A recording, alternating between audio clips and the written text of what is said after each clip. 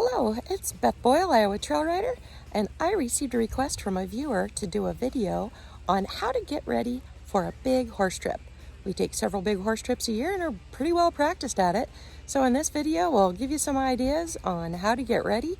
And if you have additional ideas, please post them in the comments. Sure like to hear from you. Enjoy the video. Please watch all the way to the end. It helps with the YouTube algorithm. And if you would take a moment to subscribe to the channel, like and share this video, I would sure appreciate it. Have a good day and enjoy the video.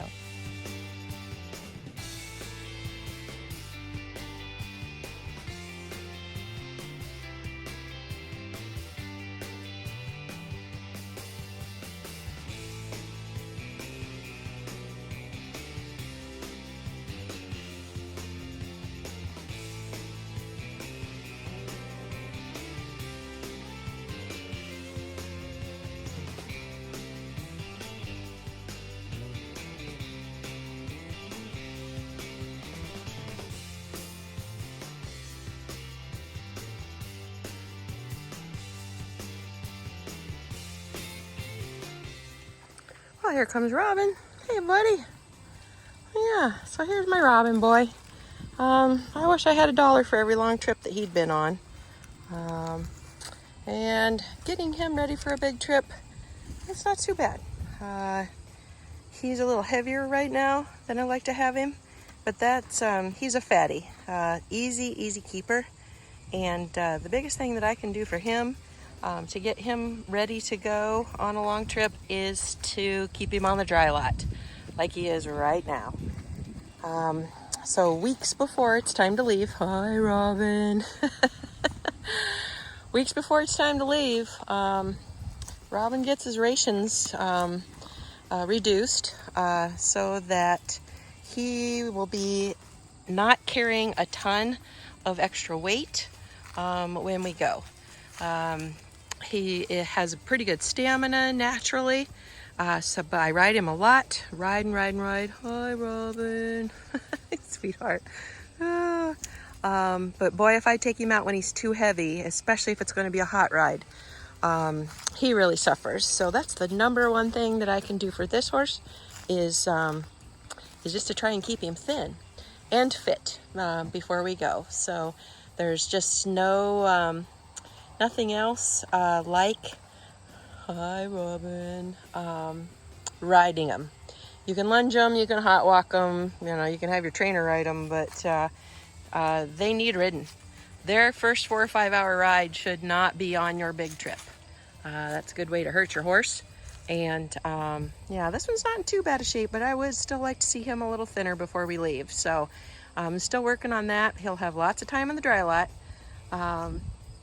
And a bunch of hi Robin. And yeah, he'll be slimmed down before we go. And the way you see him here is how he will get in the trailer. He'll have a halter on, of course, but he'll travel with his fly mask on and his fly boots. No matter how careful I am, seems like I've always got some flies that end up in my horse trailer.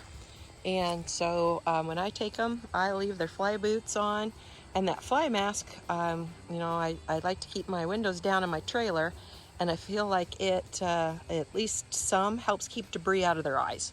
If the wood chips are blowing around or if there's some other kind of problem, I really like to have those on. So here's my other main travel buddy. Here comes Casper. Hi Casper, how are you today? You good boy. So now that we're out, once we get to where we're about 3 days out from the trip, I will switch these boys from pasture over to hay, so that transition for them happens pretty much while they're at home. So that'll be, one little bit less stress on them when we go. Yep. Hi, Caper. How you doing, buddy?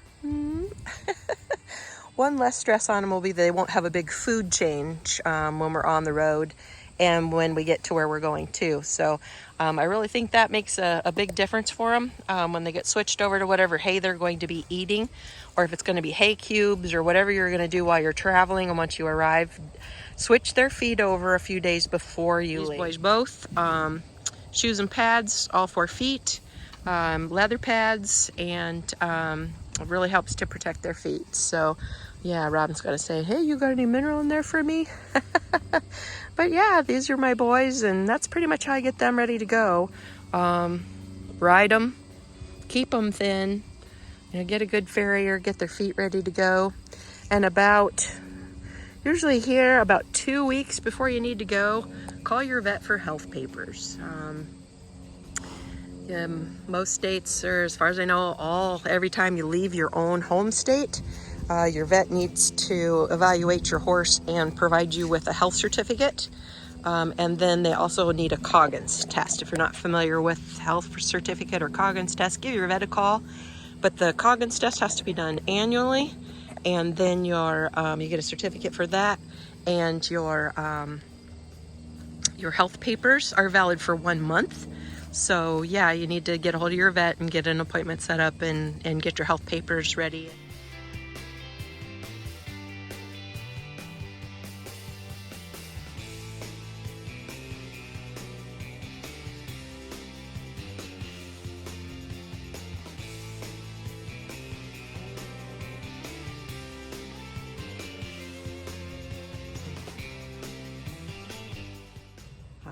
Fly spray, there's shampoo, bug spray down there, horsefly spray, couple different kinds. I travel with a white horse, so green spot remover, roll-on fly spray, something that repels ticks, like this one, the veterinary liniment. I use that as a rinse. Always gall salve. You never know when you might need a little bit of that. This 7 dust goes in this duster down here. So if we get to a place where the ticks are bad, or we think maybe there's sand fleas or some other kind of problem, we can use it. Bug repellent for people. It's a Vetericyn spray. Soft bristle brush. I'm not sure what that's for. This is that puffer for the 7. Put it inside their tails and their manes. Stiff brush, mane and tail brush. Okay, so see what else we got in here. Dryer sheets. Those will help keep flies away from horses' ears. My dolphin box. That's a waterproof box for my cell phone. I have 2 matching padlocks. If my trailer's going to sit somewhere for a little while, I will lock up my trailer.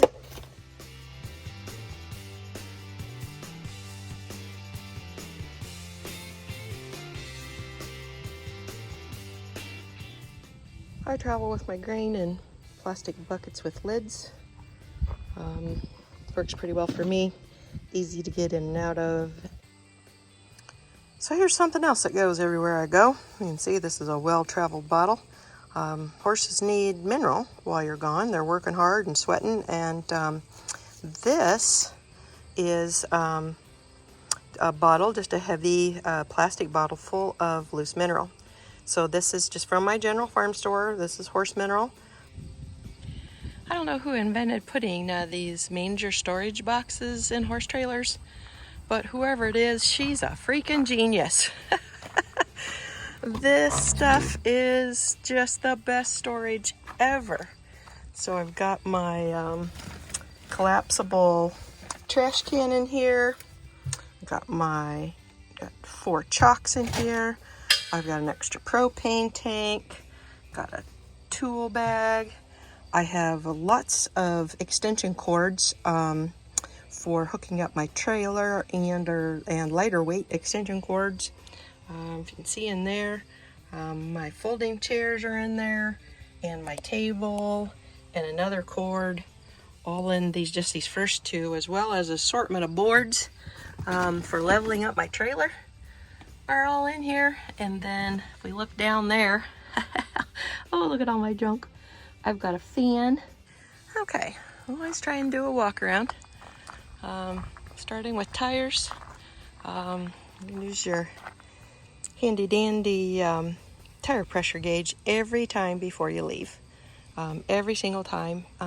check those pressures and get them up to their proper inflation. When it's dark, I'll check and make sure that the lights are all working. Check and make sure that the windows are all good, that I don't have anything leaking or discolored or smelling funny. Just kind of look at all the windows and everything. It's always a good time to check your propane tanks. Mine are inside this cover, and yeah, be surprised how quickly the propane tanks can run out on you. Make sure your poop tube's up in there. Yep, that's a weird feeling to get going somewhere and be done and be ready to dump and you have no poop tube to dump with. But yeah, there's my spare. Make sure that it's properly inflated as well. Same with the truck, the spare on it. Make sure everything's hooked up. And then I'll check tire inflation and def, and make sure that my diesel is full for my pickup. Something I seem to be very good at forgetting is to put my mirrors out into towing position. So yeah, and then just kind of down the other side, same way with the truck, making sure that the tires are good, that the oil's been, the oil level's been checked, that there isn't anything strange going on. I always like to vacuum out my truck and dust everything if I'm going on a long trip too. So yep, just kind of a visual inspection. I always double check my awning, and you know, we're kind of crazy about them, so we even run a piece of Velcro around them just to kind of triple check that they'd never come loose going down the road. We fill up with water. Most of the places we go, you know, we need to carry our own water, but we do bring a filter. If we do get to hook up to city type water, we bring a filter for that. We don't want to get cruddy water inside our trailer. So yep, and then just looking around, making sure all the door latches are good. And before I pull out, another easy thing to forget is to put the steps up where they fold up. But yep, more tires to check. And yeah, and then on my doors, everything, I have locks for everything if I need it. So it depends on where I'm going, if I'm going to be stopping.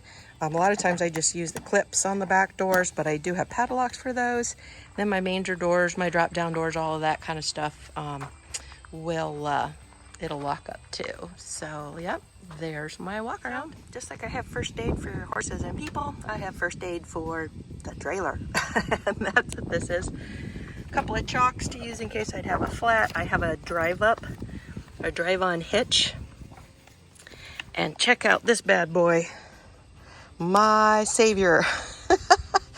An impact wrench makes changing tires a whole new deal. Make sure you get a powerful one, but you can't just have an impact wrench. You got to have batteries for it. So I've got 2 batteries for it in here. And then fix all the T-Rex tape. Yeah, that you'd be surprised what you can limp along with for tape. I've got electrical tape. This is the tool that takes off my lug nut covers here. So yeah, if I have to take off a tire, I have to take off the lug nut covers first.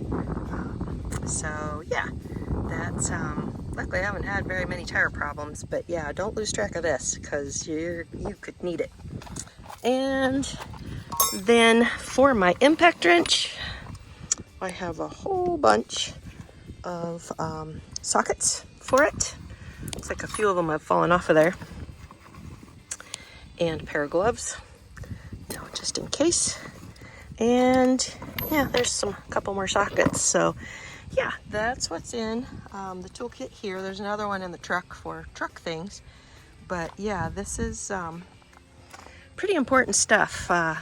We traveled to some pretty remote areas, and you don't want to get stuck out somewhere. So thanks much, and credit goes to my wonderful husband Matt for putting this together and making sure that my batteries are charged and everything's ready to go. But unfortunately, I can change a tire. I do have some practice at it, but it seems like the better prepared I am, the less I need to do it. Okay, so let's go inside. This clothes basket travels with me. It holds my dirty clothes while I'm gone, and they go into the house in this basket, and then when they're clean, like these are, they come back to the trailer in the same basket. So my sheets that I need to put back on the bed are folded up in there, and my clothes for my next trip are in there, and they will go right back into the trailer. So I know where they are, and it's nice when I'm folding clothes after I've done laundry in the house, is to just be able to sort them out. The stuff that goes back into the trailer goes into this clothes basket, comes right back out. So this is a 2004 4-star 3-horse living quarters, and yeah, it's been awesome. A great find. So a lot of this stuff just stays in the trailer all the time. For example, a fairly heavyweight coat,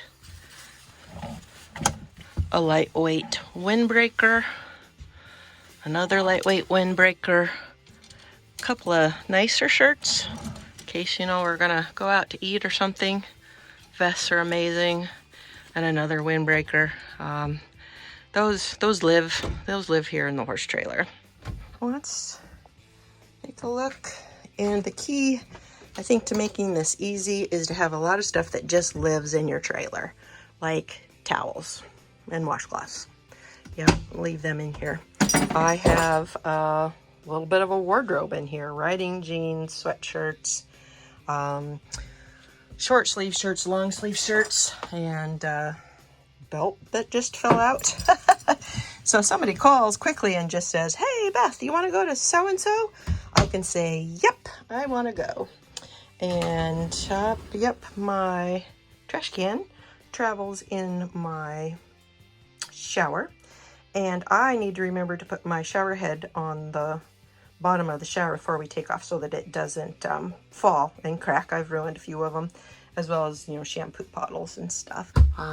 So then up here, oh yeah, and something that nobody should be without is a drain clog ripper. And yeah, we keep mostly non-perishables in here. I'm getting ready for our trip, so there's a few perishable type things. But yeah, especially like mayo and ketchup and mustard and a few beers, things like that. Leave them in there. Seltzer water, you know, your beverages and things. Leave them in. You know, take out the perishables, of course, but leave that refrigerator running. And then in the freezer, you know, whatever you want. Of course, I don't travel with a whole lot of frozen stuff, but I do travel with these. So that bucket right there is full of ice out of my freezer in my kitchen at home. But these little babies are ice cubes. They're just from Dollar General. There's like a buck for a dozen of them or something, but these are wonderful. You can put them in anything. They won't water down whatever you're drinking, and they're super easy. Even like, for example, if you're going to set out a salad, you can put these in a big bowl and then put your salad in a bowl over the top of it, and these will help keep those cold. And of course, you just rinse them off and throw them back in the freezer and use them over and over again. So these are a great deal. So yeah, I've got some liquor, little bottles of liquor in there to share with friends, and an ice pack. There's a lot of times when it's nice to have an ice pack, either for your horse or for you, but these are those good blue squishy ones, and yeah, lots of times you need those. So here's the horse trailer thing nobody likes to do: change the sheets on the bed. It's like wrestling with an octopus, right? And yep, you can see my bed up in there. My sheets are not on yet. They are dry and folded, but they're not on yet. So I do have a tip for you there. Thank you to my friend Marnette. When she goes to make her bed, she puts 2 or 3 bottom sheets on at the same time. She puts them all on in layers, and then during the season, as she's using her trailer, she peels one bottom sheet off and has a clean one underneath it. You know, doesn't have to completely dismantle everything to change her sheets. She's got one right there.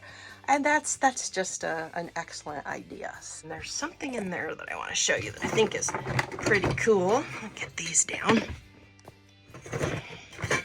So another idea of my husband's was to get this size of vacuum bottle. And it comes with a little spoon that sits on the side here, but I can put my lunch in these and keep it cold. So here, let me take the lid off. I'll show you what they do. So here's the lid.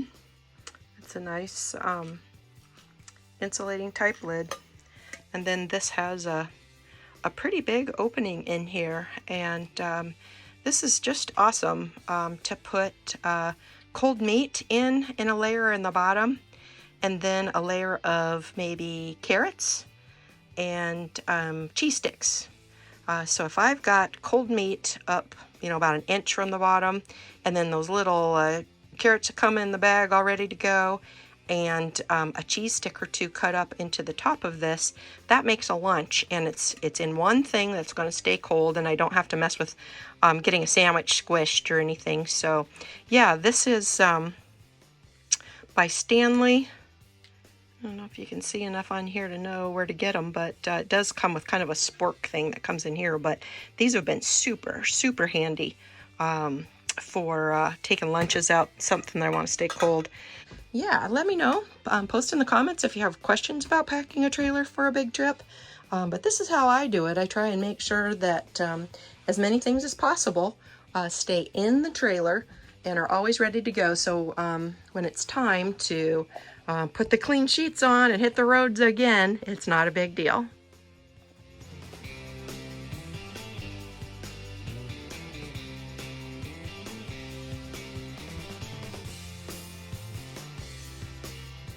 Hi everybody, hope you picked up some new tips on how to get ready for a big horse trip. And like I said before, if you have ideas that we didn't cover, something else that you can share with my viewers, sure appreciate it if you put it in the comments. Hope you had a good day, and happy trails from Beth Boyle, Iowa Trail Rider.